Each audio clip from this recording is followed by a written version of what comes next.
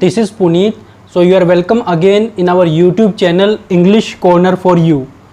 So ये हमारा video number 8 है। तो आइए हम डिस्कस कर लेते हैं कि वीडियो नंबर 7 में हमने क्या डिस्कस किया था। वीडियो नंबर 7 में हमने डिस्कस किया था 12 काइंड्स ऑफ प्रोनाउंस।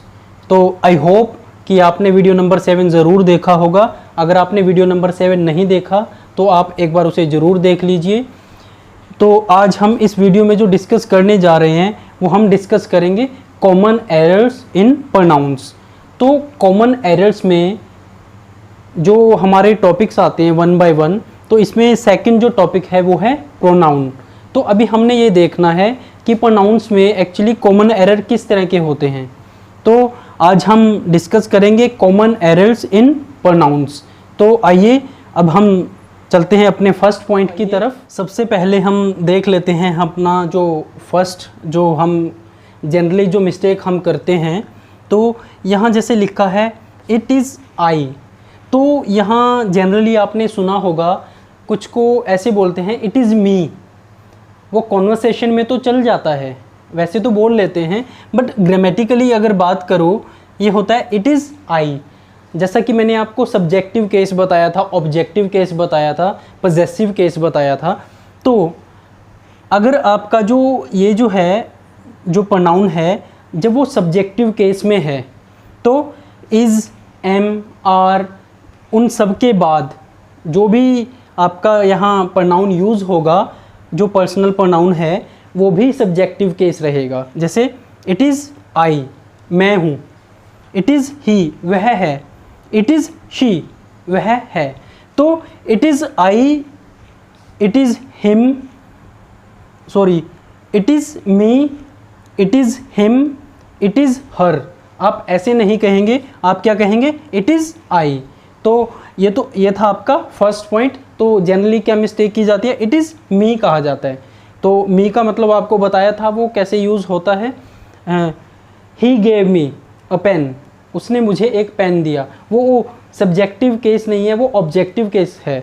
तो यहाँ आप इसको ध्यान रखिएगा, नंबर 1। अब नंबर 2 देख लेते हैं। इसमें जो सबसे इम्पोर्टेंट चीज़ है वो है हु। जब हु लगा होता है,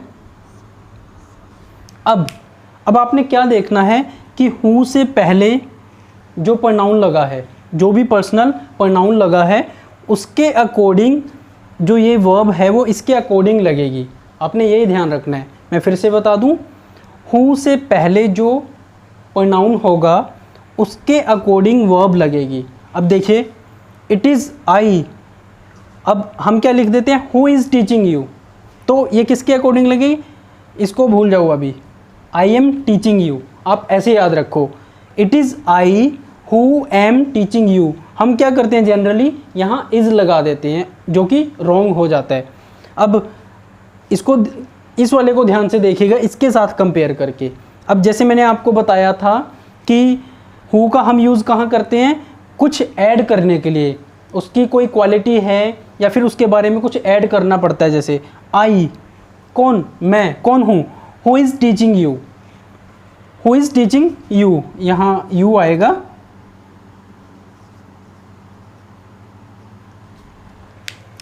I who is teaching you.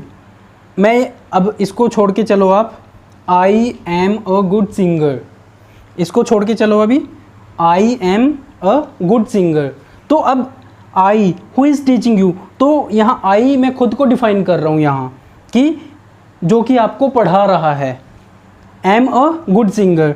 तो I am a good singer, और ये मैंने सिर्फ ऐड किया है, कुछ ऐड किया है, अपने में कोई क्वालिटी ऐड की है या अपने बारे में कुछ और ऐड किया है इन्फॉर्मेशन, तो ये उसके लिए है। तो इन दोनों में जो डिफरेंस है वो आपको समझ आया होगा। यहाँ कोई कॉमास के बीच में नहीं था कुछ भी, यहाँ सिर्फ क्या था, हु, और हु से पहले क्या था आपका जो प्रोनाउन है, और ये वर्ब किसके अकॉर्डिंग लगेगी, हु से पहले जो प्रोनाउन होगा। हाँ, नेक्स्ट देख लीजिए। अब इसी तरह से ये है इट इज़ आई। अब आपने आई देखा तो who have been teaching you for 2 months।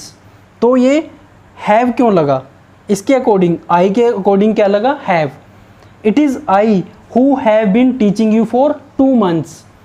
इसी तरह से इट इज़ ही। अच्छा, ये जो have been teaching for 2 months है, ये आप टेंसेस में सीखेंगे। ये जो आपका है ये प्रेजेंट परफेक्ट कंटिन्यूस टेंस है, वो आप बाद में सीखेंगे जब टेंसेस का टॉपिक आएगा। इट इज़ ही। अब देखिए हु से पहले क्या है, ही, और ही के अकॉर्डिंग क्या लगा, हैज़। ये जो चीज़ें हैं आई के साथ हैव, ही के साथ हैज़, ये आपको फिर बाद में मैं कोशिश करूँगा कि बहुत जल्द बता दूँगा टेंसेस से पहले, तो अभी आप फ़िलहाल इसको ऐसे ही लर्न कर लीजिए। It is he who has helped you. यह वह था, सॉरी यह वह है, मतलब इट इज़ ही, कोई सामने खड़ा है और आप कह रहे हो इट इज़ ही, यह वह है, हु हैज़ हेल्प्ड यू, जिसने तुम्हारी मदद की है। It is they who have helped you. ये दे के लिए क्या लगा यहाँ, हैव। अब आप ऐसा नहीं होगा कि आप लगाएंगे इट आर दे, ये याद रखिएगा आप, इट आर दे नहीं लगेगा, क्या लगेगा, it is they, it is they, ना कि it are they. So I hope आपको ये सब समझ आए होंगे। तो मेन पॉइंट क्या है मैं फिर से बता दूं, इट इज़ आई होगा, इट इज़ मी नहीं होगा, क्योंकि आई सब्जेक्टिव केस है और मी ऑब्जेक्टिव केस है। और अगर इसकी बात करूं, जब हु लगता है उससे पहले जो प्रोनाउन होगा उसके अकॉर्डिंग वर्ब लगेगी। तो ऐसे ही सब में है, ये केस मैंने आपको डिफरेंट बताया।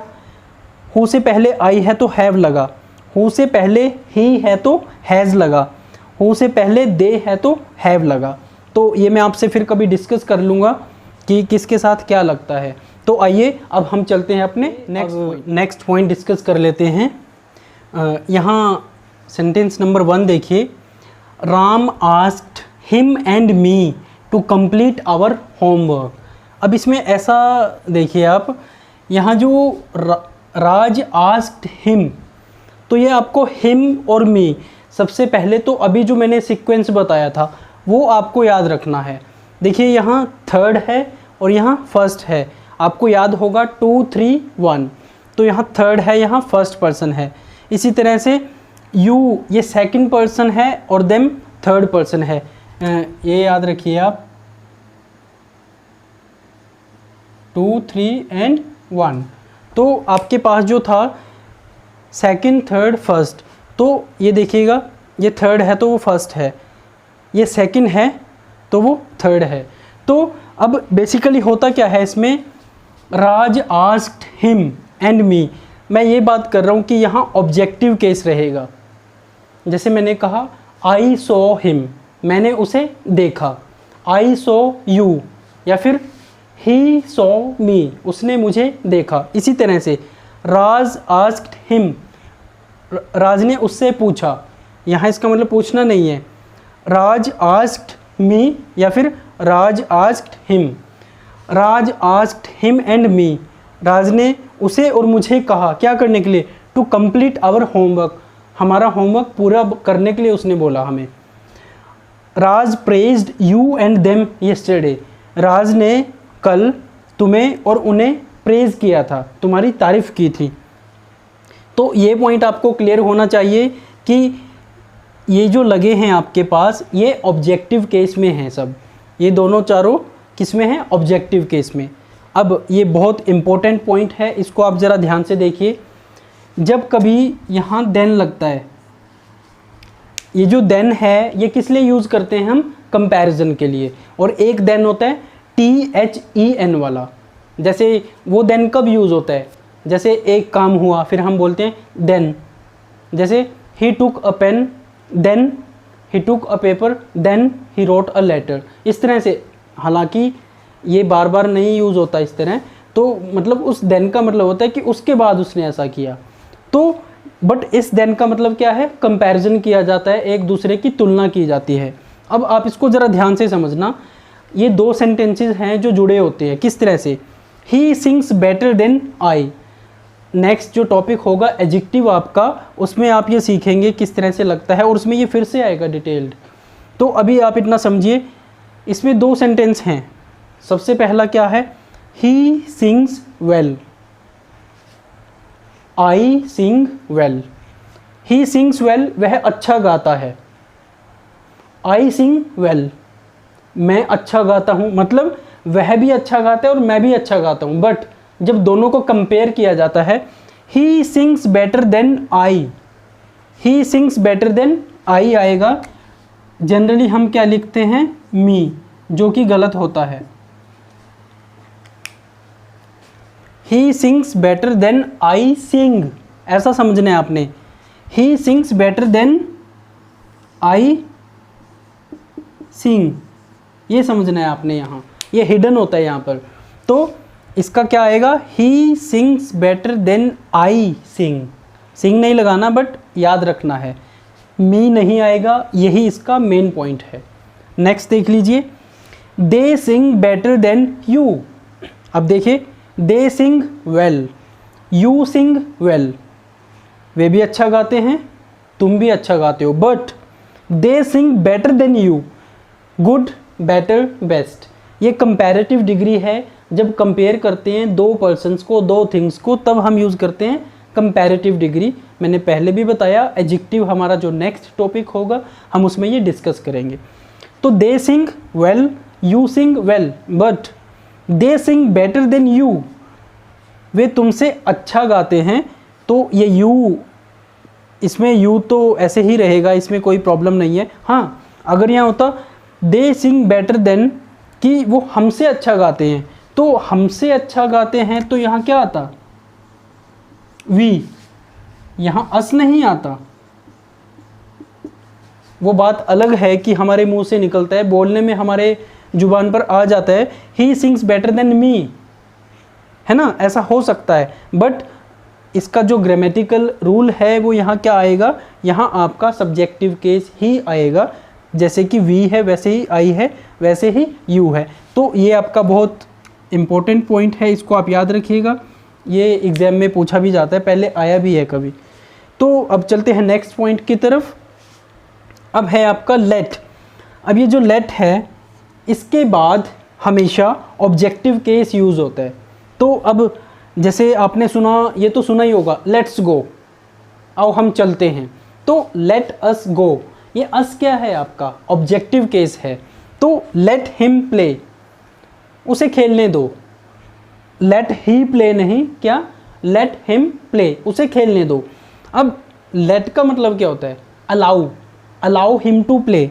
जब आप लेट को अलाउ के साथ यूज़ करते, लेट की जगह अलाउ यूज़ करते हो, तो प्ले से पहले टू आता है, अलाउ हिम टू प्ले, तो ये बनेगा इसका। लेट देम गो, उन्हें जाने दो, अलाउ देम टू गो।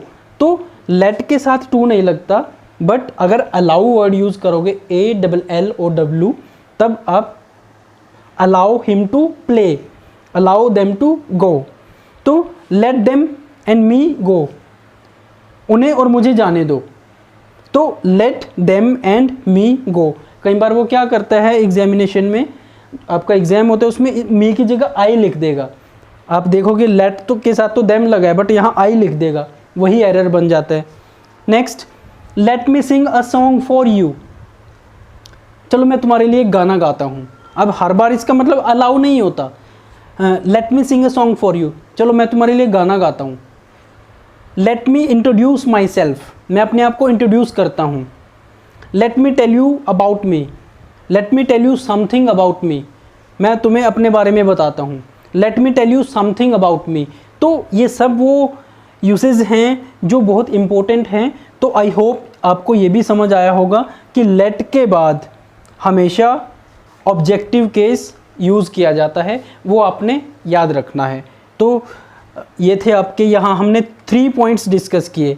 ये भी आपको समझ आया, ऑब्जेक्टिव केस, और यहाँ पर आपने देखा सब्जेक्टिव केस, और यहाँ लेट के बाद फिर से ऑब्जेक्टिव केस। तो आइए अब हम चलते हैं अपने नेक्स्ट पॉइंट के सामने। यहाँ जो लिखा है, अभी मैं बता दूँ कि कई बार क्या होता है कि हमें first person, second person and third person तीनों प्रोनाउंस एक ही सेंटेंस में यूज़ करने पड़ जाते हैं। तो उस केस में इनका सीक्वेंस क्या रहता है। तो पहला देखिए, sequence of pronouns in good sense. अब यहाँ गुड सेंस का क्या मतलब है, एक नॉर्मल सिचुएशन जिसमें आपने कुछ बुरा नहीं किया। पहले आप देख लीजिए, एक तो ये है गुड सेंस, दूसरा क्या है बैड सेंस। और उस बैड सेंस में क्या क्या आएगा, क्राइम, सिन, पनिशमेंट, मिस्टेक। आपने कोई क्राइम किया, कोई सिन किया, आपको कोई पनिशमेंट मिला, या आपने कुछ गलत किया और मिस्टेक आपने कोई की, तो उस सेंस में सीक्वेंस क्या रहेगा, और फर्स्ट वाली जो सेंस है उसमें सीक्वेंस क्या रहेगा। अब ये जो गुड सेंस है आप इसको नॉर्मल सिचुएशन भी कह सकते हो, जो कि कुछ गलत नहीं है जिसमें। तो सीक्वेंस इसमें क्या रहेगा प्रोनाउंस का गुड सेंस में। तो यहाँ मैं आपको एक तरीका बता देता हूँ इसको याद रखने का, क्या तरीका रहेगा। देखिए, जब हम दो पर्सन्स होते हैं, एक आई और एक यू, आपको याद होना चाहिए कि जो फर्स्ट पर्सन है वो क्या होता है आई और वी, और सेकंड पर्सन क्या होता है यू, और थर्ड पर्सन क्या है ही, शी, इट, और प्लूरल में दे। तो यहाँ अगर मैं बात करूँ आई और यू की सबसे पहले, तो जब हम कोई अच्छा काम की बात करें, जैसे यहाँ फर्स्ट सेंटेंस आप देखिए, you, he and I were praised by all. तुम, वह और मैं, हम सबके द्वारा प्रेज किए गए थे, सबने हमारी तारीफ़ की थी। मतलब तुम्हारी, उसकी और मेरी सबने तारीफ़ की थी। तो अब यहाँ देखिए, सबसे पहले हम क्या करते हैं, अच्छे काम में यू जो सेकंड पर्सन है उसको सबसे पहले रखते हैं, और उसके बाद रखते हैं हम थर्ड पर्सन को, और सबसे एंड में किसको रखते हैं, खुद को। तो ये है आपका गुड सेंस या नॉर्मल सिचुएशन का जो सीक्वेंस है, सेकंड पर्सन, थर्ड पर्सन और लास्ट में फर्स्ट पर्सन। तो यहाँ सबसे पहले किसको रखते हो आप, सेकंड पर्सन को। ऐसे ही अगर आपके पास तीन की बजाय दो पर्सन्स हैं कोई, जैसे यहाँ मैंने यू और ही सेकंड और थर्ड पर्सन लिया, तो अब आपको याद रखना है कि आपके पास अगर सेकंड और थर्ड है तो पहले कौन सा पर्सन आएगा, सेकंड। और अगर आपके पास सेकंड और फर्स्ट है तो पहले क्या आएगा, सेकंड। अगर थर्ड और फर्स्ट पर्सन है तो पहले क्या आएगा, थर्ड। ये चीज़ें आपको याद रखनी है। अब यहाँ देखिए, you and he are my neighbours. तुम और वह मेरे पड़ोसी हैं। तो यू एंड ही ये नॉर्मल सिचुएशन है, इसमें कोई ऐसी वैसी बात भी नहीं है। नेक्स्ट, अब ये है आपका थर्ड पर्सन और ये है आपका first person. He and I R good friends. तो इसमें भी कोई वैसी बात नहीं है, ये नॉर्मल सिचुएशन है, इसमें अच्छा सेंस था ये भी कह सकते हो, बट मेरा कहने का मतलब ये है कि वो बैड सेंस नहीं होना चाहिए, इससे डिफरेंट होना चाहिए। तो सीक्वेंस क्या रहेगा, second person, third person, first person. अब इसको देख लीजिए ध्यान से। बैड सेंस में मैंने आपको क्राइम, सिन, पनिशमेंट और मिस्टेक बताया। अब यहाँ देखिए 1 2 3, मैं इसको दो तरीके से आपको बताऊंगा। सबसे पहले तो जब कभी गलत काम किया जाता है तो हमें सबसे पहले किसको रखना चाहिए, खुद को। वो बात अलग है, हम सबसे एंड में अपने आप को रखते हैं। तो ये रूल इस तरह से बना है कि अगर कोई गलत काम है, कुछ गलत काम हुआ है, तो आप पहले खुद को उसमें आगे रखोगे अगर आप उसमें इन्वॉल्व थे। तो इसलिए फर्स्ट, सेकंड, थर्ड ये इसका सीक्वेंस है। और जब कोई गलत काम आप करते हो तो क्या करते हो, 1 2 3 भागने वाला, इस तरह से याद रख सकते हो। मैंने आपको दो तरीके बताए। सेकंड वाला तो एक just conversational point of view से मैं बता रहा हूँ, बट जो फर्स्ट, सेकंड, थर्ड का है वो ऐसा है कि अगर कोई गलत काम आपने किया है और आप उसमें इन्वॉल्व हैं तो अपने आप को सबसे पहले मेंशन कीजिए। I, you and he were punished by the teacher. मैं, तुम और वह टीचर के द्वारा पनिश किए गए थे, हमें पनिशमेंट मिली थी।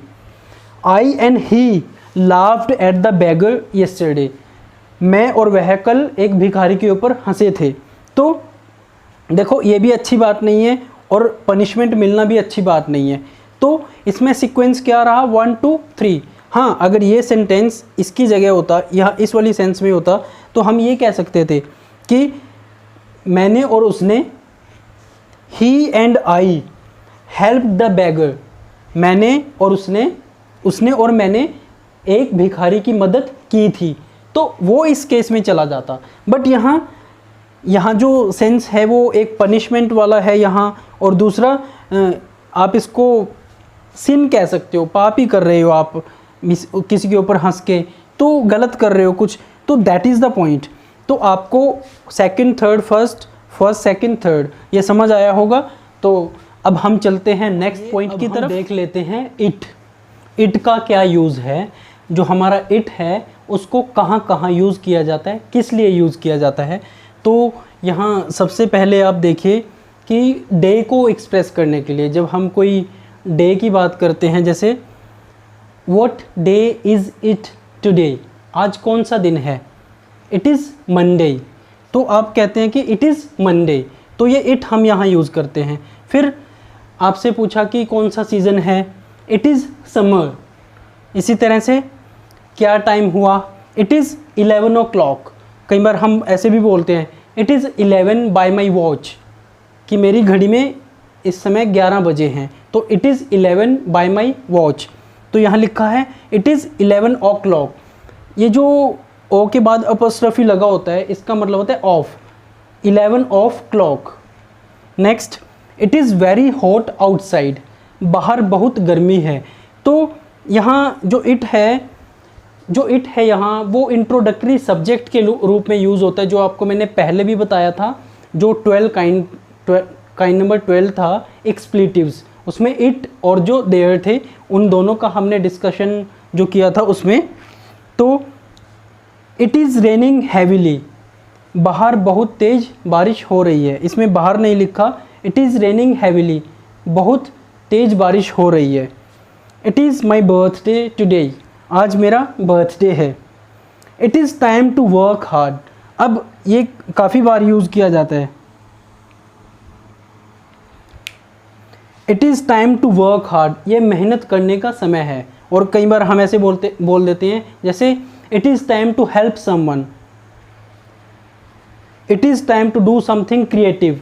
तो इस तरह के जो ये इट इज़ टाइम, ये इस तरह से यूज़ किया जाता है बार बार। इट सीम्स, ऐसा लगता है, इट विल रेन टुडे। तो इट सीम्स, कई बार दैट भी लगाते हैं यहाँ, it seems that it will rain today, तो it seems it will rain today. आप दैट लगा लो या ना लगाओ, इट वर्क्स। नेक्स्ट देखिए, आई सॉ अ कैट, मैंने एक बिल्ली देखी, इट वॉज ड्रिंकिंग मिल्क। तो यहाँ एनिमल के लिए हमने यूज़ किया। The baby is crying because it is hungry. अब ये जो बेबी है यहाँ हम इट क्यों यूज़ कर रहे हैं, मैंने पहले भी बताया था। जब हमें पता नहीं है कि बेबी मेल है या फीमेल है, वो लड़का है या लड़की है, जब हमें ये नहीं पता होता, तो बेबी, चाइल्ड, इन्फेंट हमने नाउन्स में डिस्कस किया था। तो बेबी, चाइल्ड और इन्फेंट, इनको देखकर ये पता नहीं चलता कि वो मेल है या फीमेल। तो इसलिए बेबी, चाइल्ड और इन्फेंट के लिए भी हम क्या यूज़ करते हैं, it. The baby is crying because it is hungry, हमने पहले ये भी डिस्कस किया था। The baby is crying for its mother, तो बच्चा रो रहा है, क्यों, क्योंकि इट इज़ हंग्री, वह भूखा है। It is very difficult to please everyone, यहाँ प्लीज़ का मतलब होता है खुश करना, यहाँ प्लीज़ का मतलब है खुश करना। It is very difficult to please everyone, हर किसी को खुश करना आसान नहीं होता, बहुत मुश्किल होता है। इसमें से आप एक चीज़ ले लीजिए या इसको लिख लेते हैं। व्हाट ए नाइस पेन और watch it is, what a nice pen और वॉच इट इज़, कितना अच्छा पेन है या फिर वॉच। तो ये हमारा सरप्राइज़ जब हम होते हैं किसी चीज़ को देखकर, हैरानी होती है हमें, wow what a nice pen it is, like that. तो ये वही है, ये इट जो यूज़ किया गया है। तो यहाँ ये पेन या वॉच के लिए यूज़ किया, जो कि एक इनएनिमेट ऑब्जेक्ट है। यहाँ मैंने बताया कि एनिमल के लिए हमने यूज़ किया, यहाँ बेबी, चाइल्ड या इन्फेंट के लिए यूज़ किया, और यहाँ हमने पेन या वॉच जो कि एक इनएनिमेट ऑब्जेक्ट मतलब निर्जीव वस्तु है। It takes only 1 minute to solve this question, जैसे ये था it is time to work hard, इसी तरह से इट टेक्स हम ये यूज़ करते हैं, टाइम की सेंस में काफ़ी बार यूज़ किया जाता है। It takes only 1 minute to solve this question, इस क्वेश्चन को सॉल्व करने में सिर्फ 1 मिनट लगता है। He asked me to solve a question, उसने मुझे एक क्वेश्चन सॉल्व करने के लिए कहा। इट वॉज़ वेरी डिफ़िकल्ट, तो इट किसके लिए यूज़ हुआ, क्वेश्चन के लिए। It was very difficult. और जैसे ये आपने देखा, it is very difficult to please everyone, तो आपने देखा कि कैसे डे को, सीज़न को, टाइम को, वेदर को, या फिर कोई नेचुरल इवेंट है उसको, बर्थडे, और ये आपने डिफरेंट यूजेस देखे। तो इन सब के लिए यूज़ किया जाता है इट का। तो मैक्सिमम मैंने आपके साथ कवर किया इट का जो यूज़ होता है। तो अब आई होप आपको समझ आया होगा। अब हम चलते हैं नेक्स्ट पॉइंट की तरफ। इससे पहले हमने इट का यूज़ देखा, तो अब हम देख लेते हैं दिस का यूज़। तो यहाँ सबसे पहले जो पास की वस्तुएं होती हैं या कोई पर्सन है हमारे बिल्कुल पास, मतलब जो दिस है वो नियरनेस के सेंस में यूज़ होता है। तो जैसा कि वहाँ लिखा है, दिस का प्लूरल क्या बनेगा, दीज, और दैट का प्लूरल क्या बनेगा, दोज। तो मैंने आपको पहले भी बताया था कि दिस और दैट, पास वाली चीज़ जिसे आप देख पा रहे हैं, इजीली पॉइंट आउट भी कर पा रहे हैं, वो क्या है, दिस, और दैट थोड़ा दूर, थोड़ा या जितना भी, दैट जिसको आप कह सकते हैं। तो यहाँ जैसे फर्स्ट क्वेश्चन है, what is this, what is this, तो हमने दिस का यूज़ किया यहाँ। तो मैं क्या कहूँगा, दिस इज़ अ मार्कर, तो मैंने दिस इज़ अ मार्कर, तो मैंने दिस का यूज़ किया।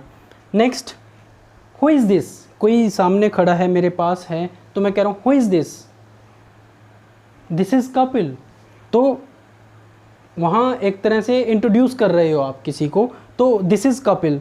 जैसे कभी क्लास में नए टीचर को लेकर आया जाता है तो ऐसे बोला जाता है, this is Kapil, now he will teach you English. तो इस तरह से दिस इज़ कपिल, तो this is Kapil and this is Rohit, इस तरह से। This is my favourite shirt, suppose मैं इसको कहूँ this is my favourite shirt, तो ये कुछ उस तरह से है। This is a nice game, अब सपोज़ करो आप कोई गेम देख रहे हो टीवी पे या एक्चुअल में, तो आप कह रहे हो this is a nice game, ये बहुत अच्छी गेम है। और सपोज़ करो जैसे ये तो मैंने कहा, इसमें this is a nice game, suppose करो हम बात कर रहे हैं कि हम कल वहाँ गए थे और हमने वो गेम देखी, तो हम उसको क्या कहेंगे, जो कल की बात कर रहे हैं, that was a nice game, वह एक अच्छी गेम थी, that was a nice game. तो मैं कल की बात कर रहा हूँ, तो मैं वहाँ क्या लगा रहा हूँ, that. This was a nice game नहीं कहेंगे, क्या कहेंगे, that was a nice game. This is the boy who helped me yesterday, अब दिस इज़ द बॉय, ये हम पहले डिस्कस कर चुके हैं, जो कल हमने, जो इससे पहले वाली वीडियो में हमने प्रोनाउंस में किया था, ये हम कर चुके हैं। This is the boy who helped me yesterday, यह वह लड़का है जिसने कल मेरी मदद की थी। This is the place where I kept that book, ये वह जगह है जहाँ मैंने वह बुक रखी थी। सपोज करो आप किसी बुक की पहले बात कर रहे थे, so this is the place where I kept that book, ये वह जगह है जहाँ मैंने उस बुक को रखा था जिसकी हम पहले बात कर रहे थे। This is the best book I have ever read, आज तक मैंने जितनी भी बुक्स पढ़ी हैं उनमें से ये जो बुक है ये बेस्ट है, और वो बुक आपके हाथ में है उस टाइम। और this is the book, this is the place, यहाँ दिस इज़ द प्लेस इस जगह पे मैंने रखी थी, यहाँ बेशक दैट यूज़ किया है। आई kept that book, that book का मतलब पहले जो हमने डिस्कस किया था जिस बुक के बारे में, और प्लेस कौन सा है, दिस इज़, दिस प्लेस। और this is the best book I have ever read, मेरे हाथ में कोई बुक है और मैं कह रहा हूँ this is the best book I have ever read, मैंने आज तक जितने भी बुक्स पढ़ी है उसमें से बेस्ट है। This is the best moment of my life, suppose आप इकट्ठे बैठे हैं, पार्टी एंजॉय कर रहे हैं, तब आप कहते हो this is the best moment of my life, ये वो सेंटेंस है। This is Deepak that is Dinesh, तो इस तरह से आप जब कह रहे हो this is Deepak that is Dinesh, this पास है और दैट दूर है थोड़ा, तो यहाँ दिस दैट को मैंने इकट्ठा इसीलिए दिखाया। This is iron that is steel, this is iron that is steel, थोड़ा दूर भी हो सकता है, तो दिस और दैट, तो this is iron that is steel, तो यह आयरन है और वह स्टील है। तो इस तरह से मैंने आपको दिस और दैट का यूज़ यहाँ दोनों का थोड़ा थोड़ा यहाँ भी बताने की कोशिश की, और ये मैं आपको बता चुका हूँ। दिस जो है वो सिंगुलर है और पास वाली वस्तु के लिए है, और दीज पास वाली वस्तुओं के लिए। दैट जो दैट है वो हमारा थोड़ा दूर है, और उसका प्लूरल क्या है, दोज। तो आई होप आपको जो दिस का यूज़ है वो समझ आया होगा। तो आइए अब हम देख लेते हैं कि दैट का और क्या यूज़ होता है। इससे पहले वाली जो पॉइंट था उसमें हमने दैट का यूज़ भी हल्का सा डिस्कस किया था। तो आइए अब हम इससे डिस्कस कर लेते हैं कि दैट का और क्या यूज़ है। जैसे this is the teacher that taught me English. अब जब हम किसी पर्सन के ऊपर या चीज़ के ऊपर फोकस करते हैं कि दिस इज़ द टीचर इस तरह से, तो हम क्या यूज़ करते हैं, जहाँ पे हम एम्फसाइज़ करते हैं जिस चीज़ को, जिसको एम्फसाइज़ करते हैं उसके लिए हम क्या यूज़ करते हैं वैसे, दैट। जैसे this is the teacher that taught me English, ये जो हु यहाँ लगा है, इस केस में अगर मैं वैसे बताऊँ तो दैट का ज़्यादा यूज़ अच्छा माना जाता है। मैंने आपसे शायद पहले भी डिस्कस किया था कि जब किसी चीज़ के ऊपर फोकस किया जाता है, this is the teacher that taught me English, उस केस में दैट लगता है। और अगर मैं बात करूं हु कहाँ यूज़ किया जाता है, हु उस केस में यूज़ किया जाता है जैसे आप कहो he is a teacher comma, फिर आप लिखते हो हु इज़ माई नेबर, जो कि मेरे पड़ोसी हैं। He is a teacher comma who is my neighbour, वो उस तरह से यूज़ होता है हु जब यूज़ होता है। The shirt that is red is mine, the shirt that is red is mine, जो शर्ट रेड है वो मेरी है। और ये शर्ट वाला कैसे यूज़ होगा, आई हैव अ शर्ट, फिर comma which is red in colour, उस तरह से। तो विच उस तरह से यूज़ होगा। तो यहाँ पे मैंने विच इसलिए लगाया कि ताकि मैं आपको बता पाऊँ कि यहाँ विच भी यूज़ होता है उसके लिए, और मैंने आपको सेंस भी बताया किस सेंस में यूज़ होता है। तो the shirt that is red is mine, जो शर्ट रेड है वो मेरी है। The person that I like most is my father, यहाँ फिर से हम फोकस कर रहे हैं the person that I like most is my father. और ये जो हुम है, ये हुम का भी यूज़ होता है। तो जैसे अगर आप करो, मैंने आपको जैसे पहले भी बताया था कि ही इज़ राम हुम आई गेव माई पेन, ये राम है जिसे मैंने अपना पेन दिया था, तो वो उस तरह से यूज़ होता है। अब देखिए all that are interested to learn English must watch my videos. अब ये जो ऑल दैट आर इंटरेस्टेड, जब आप सब की बात करो या तो सारी चीज़ों की बात करो या फिर सारे पर्सन्स की बात करो उस केस में, अदरवाइज़ इसका क्या बनता, यहाँ हो किस तरह लगेगा, जब हम कहेंगे all the students who are interested, all the students who are interested, और यहाँ क्या लगाया हमने, ऑल दैट आर इंटरेस्टेड। अब यहाँ स्टूडेंट्स की बात नहीं हो रही, सबकी बात हो रही है। जैसे ऑल दैट आर इंटरेस्टेड, वो सभी, हु आर इंटरेस्टेड, यहाँ दैट का मतलब है, बट मैं हु क्यों लगा रहा हूँ, ह्यूमन बींग्स के सेंस में, बट मतलब ऑल द ह्यूमन बींग्स या all the persons who are interested to learn English must watch my videos, जो इंग्लिश सीखने में इंटरेस्टेड हैं उन्हें मेरी वीडियोस देखनी चाहिए। तो ऑल दैट, अब ये all that glitters is not gold, हर चमकती चीज़ सोना नहीं होती, ये विलियम शेक्सपियर की कोटेशन है। नेक्स्ट, ये आपको दोनों समझ आए होंगे, all that my father gave me everything that he had. तो ये जो आपका एवरीथिंग है इंडेफिनिट प्रोनाउन, उसके बाद क्या लगता है, that. My father gave me everything that he had, मेरे पिताजी ने मुझे वो हर चीज़ दी जो उनके पास थी। This is the only pen, या फिर the same pen that I purchased yesterday. तो जब द ओनली लग जाए या द सेम लग जाए तब भी हम क्या लगाते हैं, that. This is the only pen, this is the same pen that I purchased yesterday, यह है वही पेन है, यह है सिर्फ, this is the only pen, सिर्फ यह पेन है जो मैंने कल परचेज़ किया। Next, I have spent the little, अब यहाँ जब द लिटल आएगा और यहाँ अनकाउंटेबल नाउन यूज़ हुआ है, I have spent the little money, या फिर लिटल टाइम आ जाए अनकाउंटेबल नाउन, उसके बाद भी क्या लगता है, दैट। तो आई have spent the little money that I had, मेरे पास जो कुछ पैसा था मैंने वो भी खर्च दिया। He has read the few books, अब ये जैसे द लिटिल था यहाँ the few, he has read the few books that he purchase last month, पिछले महीने जो कुछ किताबें उसने खरीदी थी उसने वह पढ़ ली। My friend gave me nothing that he had, जैसे एवरीथिंग था वैसे यहाँ क्या है नथिंग। तो आपने मेन किस चीज़ पे ध्यान रखना है, nothing, the few, the little, the only, the same, everything. इनके बाद दैट का यूज़ किया जाता है क्योंकि मतलब इसके ऊपर फोकस भी हम कर रहे हैं। जैसे अभी आपके पास ही आया था, this is the teacher, the shirt, the person, all that are interested, all that glitters.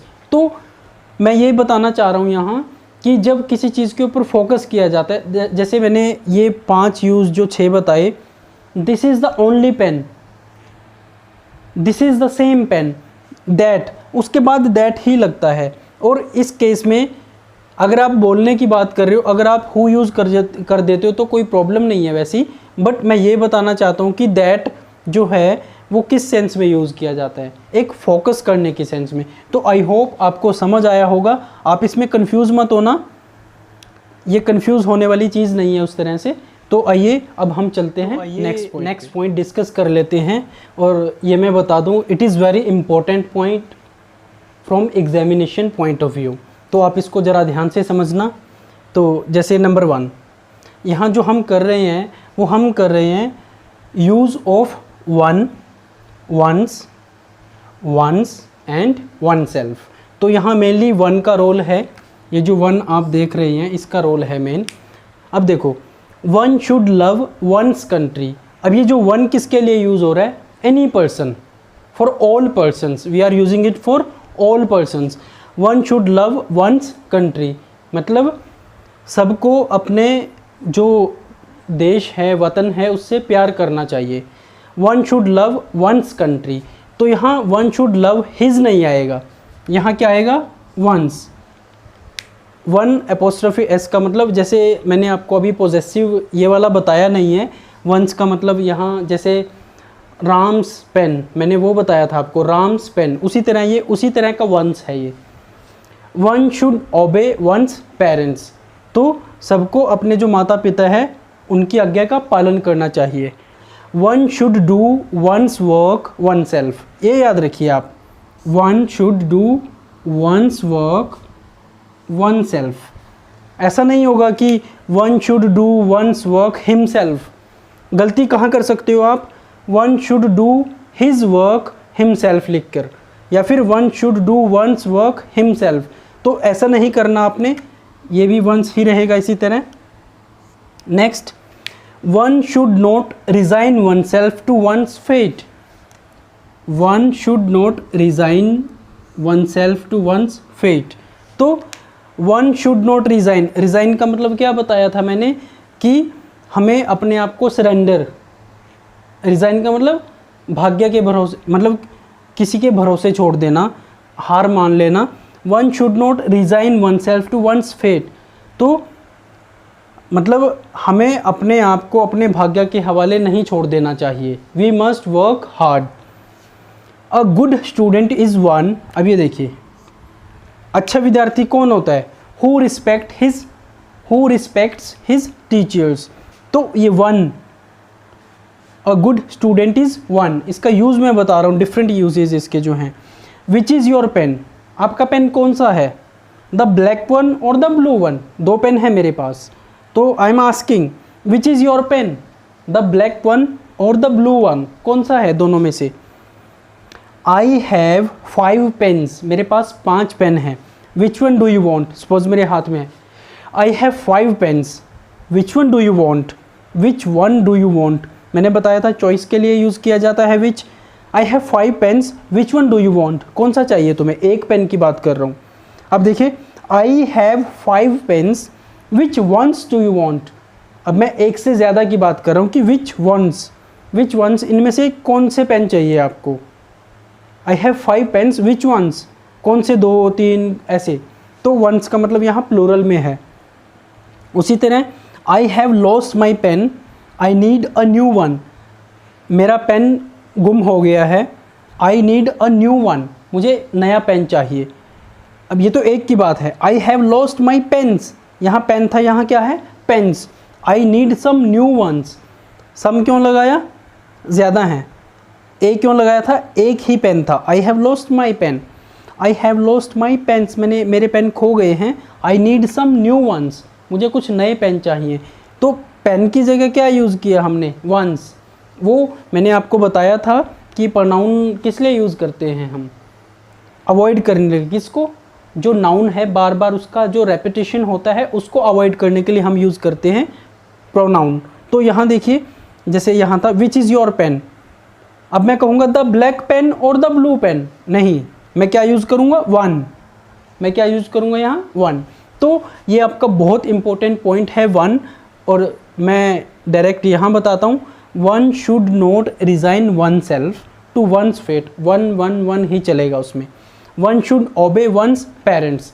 और एक चीज़ यहाँ मैं बता दूँ, हर बार ये वन देख कर नहीं चलना, आपने सेंस समझनी है, उसकी सेंस क्या है। कई बार क्या होता है कि जैसे मैं कहता हूँ वन ऑफ अस,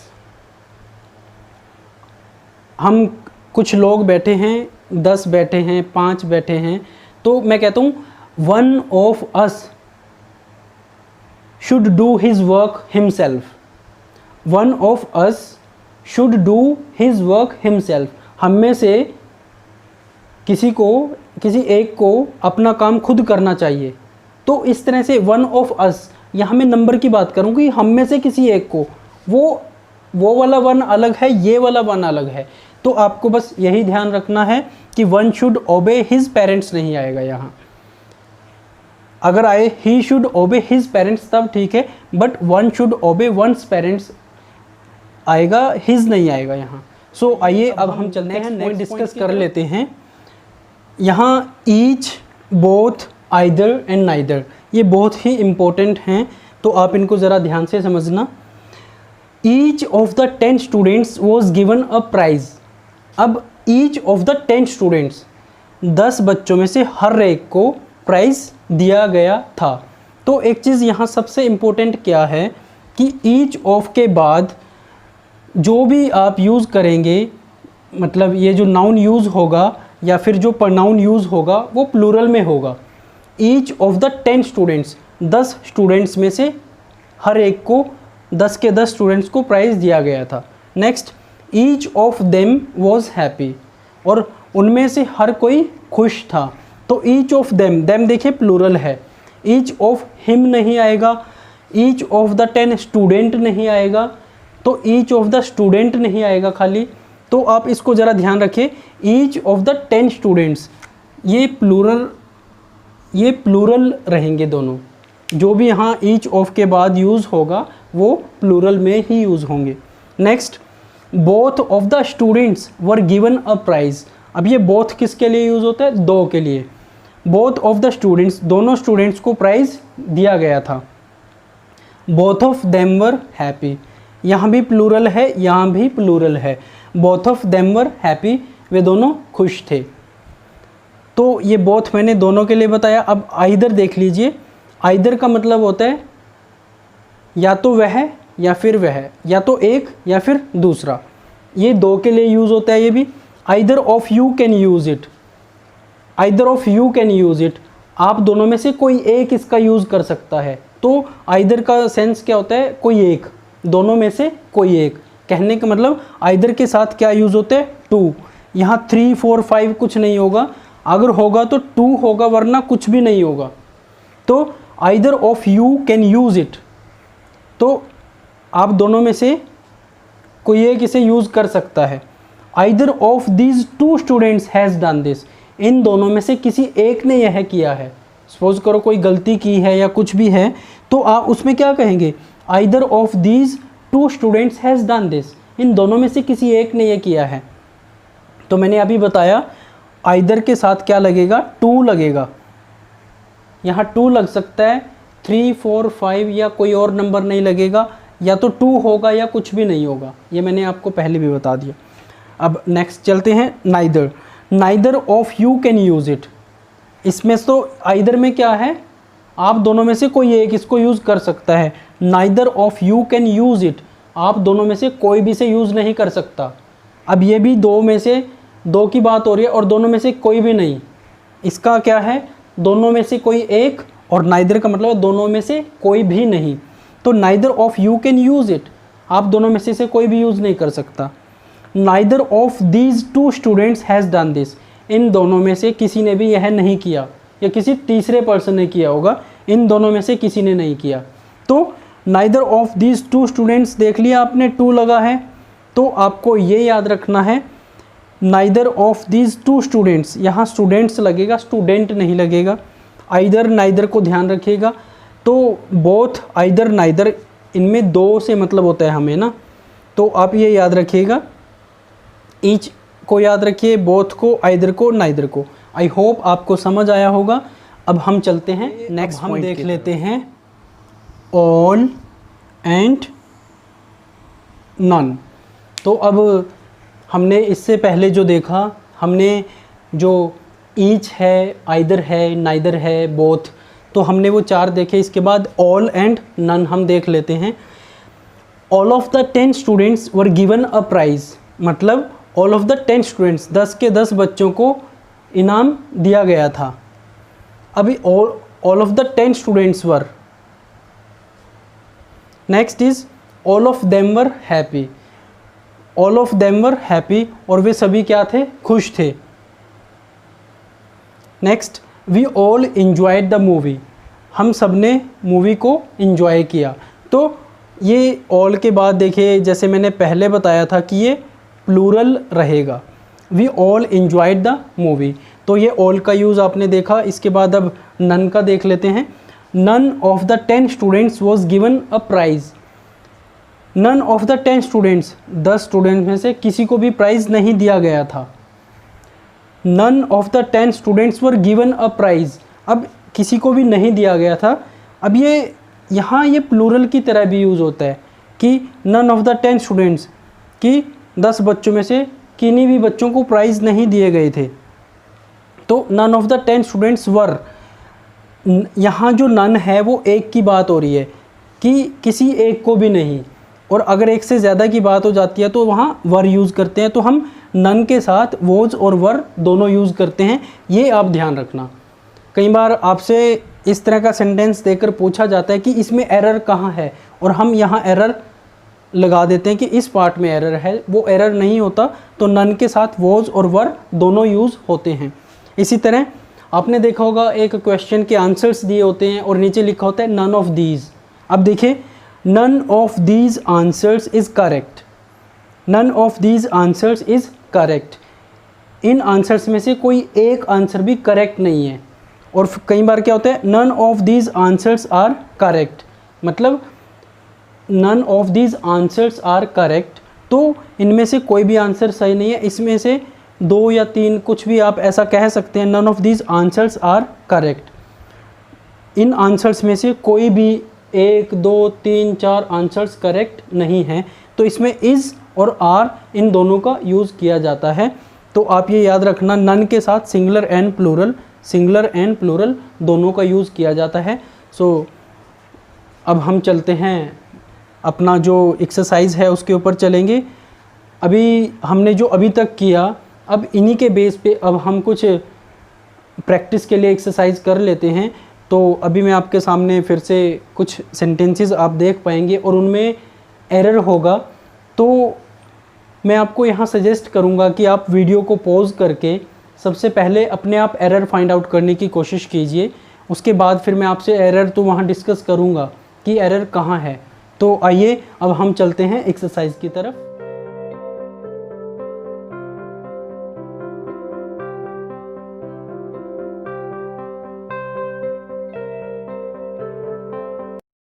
ये रही आपके सामने एक्सरसाइज। तो अभी मैंने जैसे आपको पहले भी बोला था कि आप वीडियो को एक बार पॉज कर लें और उसके बाद स्टार्ट करें मेरे साथ नंबर 1 सेंटेंस से। सबसे पहले आप कोशिश करें कॉमन एरर को फाइंड आउट करने की, उसके बाद फिर मैं आपको बताऊंगा कॉमन एरर कहाँ है और वहाँ क्या करेक्शन है। तो आइए अब हम चलते हैं फर्स्ट सेंटेंस की तरफ। ही रन्स फास्टर देन मी। अब इसमें एरर कहाँ है? आई होप आप मेरे एरर बताने से पहले अपने आप खुद एरर फाइंड आउट करेंगे और बाद में जब मैं आंसर बताऊंगा तो आप उसको मैच करेंगे। तो अब मैं फर्स्ट, ही रन्स फास्टर देन मी, तो इसमें जो एरर है वो है मी में। आपको पता है यहाँ क्या आएगा? यहाँ आएगा I. He runs faster than I run. He runs fast, I run fast. मैंने आपको बताया था कि ये सब्जेक्टिव केस में रहेगा। He runs fast, I run fast, but he runs faster than I. तो मैंने ये भी बताया था कि आई के साथ आप रन वैसे लगा सकते हैं अपनी सुविधा के लिए, उसको समझने के लिए। Next, Kavita is more beautiful than her. अब इसको ध्यान से देखिएगा, Kavita is more beautiful than her लगा है यहाँ, और हर क्या है? ये ऑब्जेक्टिव केस है। जैसे मी था वैसे ही हर भी क्या है? आपका ऑब्जेक्टिव केस है। और यहाँ आएगा क्या? इसका आएगा she. Kavita is more beautiful then she is. तो ये सेकंड, ये फर्स्ट, आप इनको देख लेना, ये ऑब्जेक्टिव केसेस हैं, ये subjective. Next, it is I who is teaching you. तो इसमें एरर कहाँ है? इज़ में। इट इज़ आई हु, इसकी जगह क्या आना है यहाँ? Am. It is I who am teaching you. इसके अकॉर्डिंग हु से पहले मैंने बताया था कि जो प्रोनाउन होगा उसके अकॉर्डिंग ये वर्ब लगेगी। One should respect his elders. One should respect his elders. आपको यहाँ पता है हिज एरर है और आएगा क्या? One should respect one's elders. Next, either of the students were happy. अब हमने क्या कहा था? आइदर का मतलब क्या है? दोनों में से कोई एक। आइदर ऑफ द स्टूडेंट्स, वर की जगह क्या आएगा? वॉज। तो either of the students was happy, दोनों में से कोई एक स्टूडेंट क्या था? खुश था। Next, neither of the three students was happy. अब नाइदर का मतलब क्या होता है? दोनों में से कोई भी नहीं। तो वॉज ठीक है, बट ये क्या लगा है यहाँ? थ्री। एरर कहीं भी हो सकता है, या तो यहाँ एरर कर देगा या फिर यहाँ। टू की जगह क्या लिख दिया? थ्री। तो एरर कहाँ हो गया? या तो आप क्या करोगे? नाइदर ऑफ द स्टूडेंट्स रहने दो, या फिर नाइदर ऑफ द टू। तो आपसे तो वो ये पूछता है कि किस पार्ट में एरर है। नाइदर ऑफ को लेकर एक बना देगा, द थ्री स्टूडेंट्स को दूसरा, तीसरे को वॉज, चौथे को हैप्पी, और आपसे पूछ लेगा।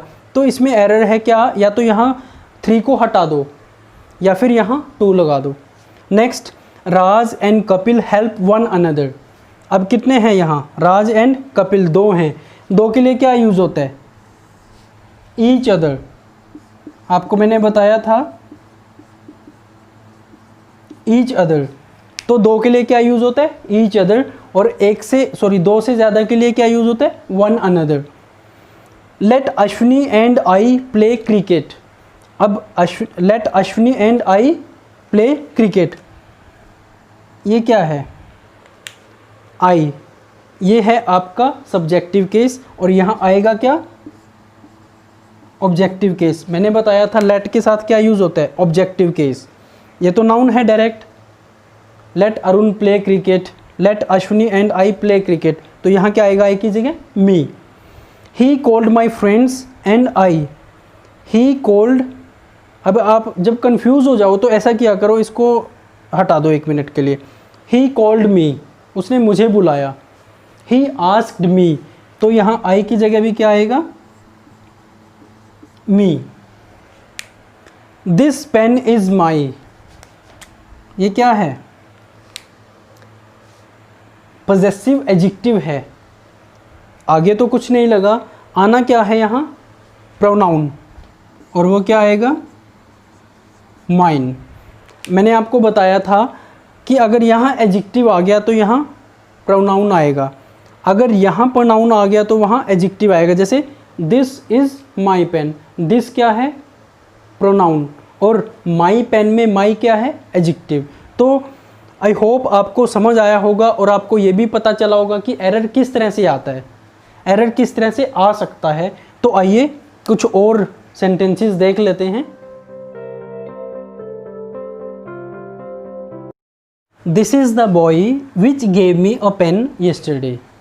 तो इसमें आपको पता है कि बॉय है, तो उसके लिए हमने क्या यूज़ किया था, हमने यूज़ किया था दिस इज़ द बॉय। यहाँ हम फोकस कर रहे हैं, तो मैंने आपको बताया था कि इसके साथ आएगा दैट, और अगर इसका कुछ नियरेस्ट है तो वो क्या है, हु। तो आप इन दोनों में से कोई भी यूज़ कर सकते हैं। तो बट यहाँ मैं ये बताना चाहूँगा कि दिस इज़ द बॉय अगर लगा है तो दैट इसमें ज़्यादा सूटेबल रहेगा।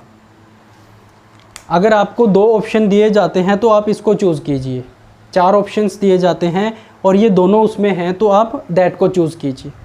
Next, this is the boy who I like most.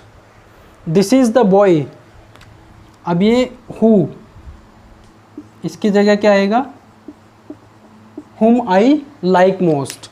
तो यहाँ क्या आएगा, whom। तो अब ये जो whom है, ये who है, तो यहाँ who की जगह क्या आएगा, whom, जिसे मैं पसंद करता हूँ सबसे ज़्यादा। This is the boy whom father teaches us English. अब ये कुछ इस तरह के सेंटेंसेस होते हैं, ये उलझा देते हैं जब लिखा होता है। तो आपने अंदाज़ा लगाना है, पूरे सेंटेंस का मीनिंग देखना है। This is the boy, this is the boy, आप पॉसिबल चीज़ें देखो क्या हो सकती हैं। हु फादर नहीं होगा, होम फादर वो भी गलत है। हुज़ फादर क्या आएगा यहाँ, हुज़ फादर जिसके पिताजी, who's father teaches us English, तो इसमें क्या आएगा, who's.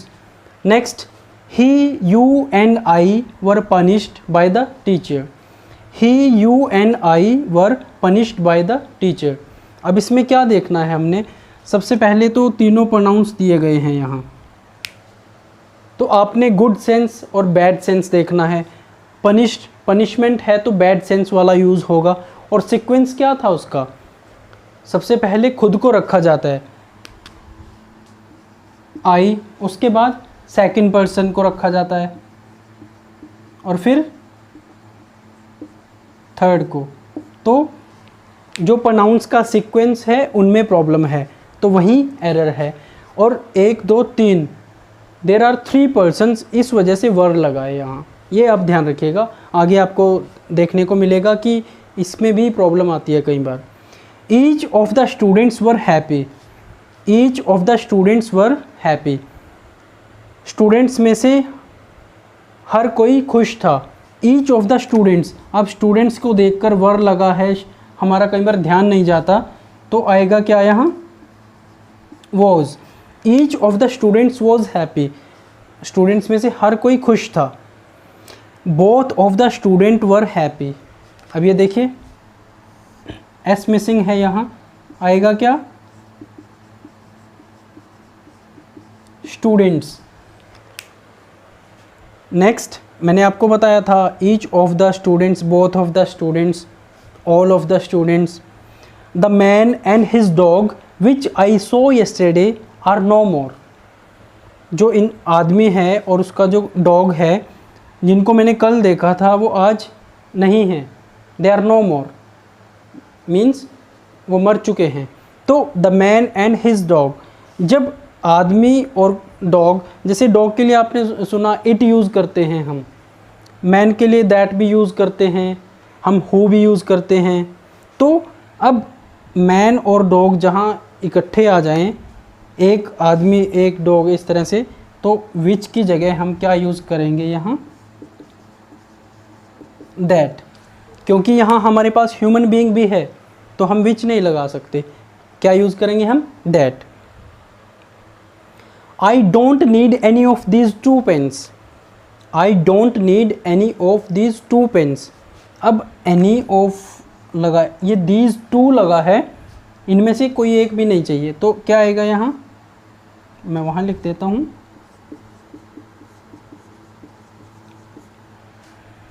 I don't need either of these 2 pens, तो एनी की जगह क्या यूज़ होगा, आइदर, दोनों में से एक। अब क्योंकि डोंट पहले से लगा है तो इसलिए यहाँ नाइदर यूज़ नहीं हो सकता, ये मैं पहले बता दूँ। आई डोंट नीड नाइदर नहीं कह सकते हम, नाइदर पहले, नाइदर का मतलब ही पहले से नोट होता है उसमें। I don't need either of these 3 pens. अब ये देखिए यहाँ 2 था तो आइदर यहाँ आया, अब यहाँ आइदर है ऑलरेडी, यहाँ 3 लिखा हुआ है, तो आप क्या कीजिए, इसकी जगह या तो 2 लिख दीजिए या फिर इसको हटा दीजिए, या तो इसको हटा दो या फिर वहाँ पे 2 लिख दो। I and he was punished by the teacher. I and he was punished by the teacher, ये मैंने बताया था आपको वर्ब। तो यहाँ आई एंड ही 2 हो गए ना, तो वी हो गए या फिर दे बोल दो उनको। आई एंड ही, अगर वो कह रहा है कि मैं और मुझे और उसको सज़ा मिली थी, तो वो क्या कह रहा है कि हमें सज़ा मिली थी। We were punished by the teacher, तो आई एंड ही वॉज, ही को देख के वॉज नहीं लगेगा, तो I and he, there are 2 persons, या तो बोलो ही दे, सॉरी, अगर आई वो कह रहा है तो वी वर पनिश्ड, अगर हम कहें तो दे वर पनिश्ड, तो आएगा क्या यहाँ, वर। तो ये थे आपके कॉमन एरर्स। तो आई होप मैंने कोशिश किया है कि मैंने जो कॉमन एरर हो सकता है मैंने वो आपसे डिस्कस किया। आप एक बार इनको फिर से देख लेना बेशक से। तो कुछ चीज़ें मैंने आपको जो वीडियो नंबर 7 था उसमें बताई थी, और काफ़ी चीज़ें मैंने वीडियो नंबर 8 में बताई हैं आपको। तो प्रोनाउंस को लेकर जो कुछ भी इम्पोर्टेंट पॉइंट्स थे मैंने आपसे लगभग सारे डिस्कस किए हैं। तो आई होप आपको समझ आया होगा। अभी हमने जो अपना टॉपिक प्रोनाउंस था, 8 पार्ट्स ऑफ स्पीच में से जो हमारा सेकंड टॉपिक था प्रोनाउन, वो हम कंप्लीट कर चुके हैं। तो आप इस वीडियो को, जो वीडियो नंबर 7 है और वीडियो नंबर जो 8 है, इसको एक बार आप फिर से देख लेना ताकि आप उसको और भी अच्छे तरीके से समझ पाएँ। तो आई होप आपको समझ आया होगा। So wait for the next video. Thank you very much. Wish you all the best.